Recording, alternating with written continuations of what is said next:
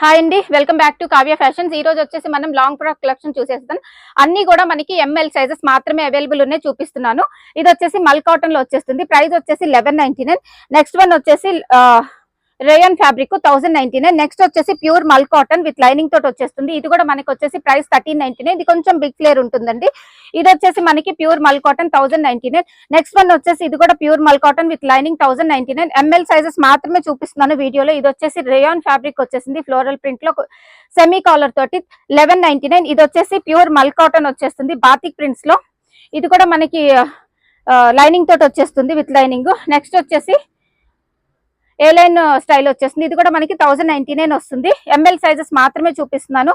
ఇది వచ్చేసి pure cotton 1099.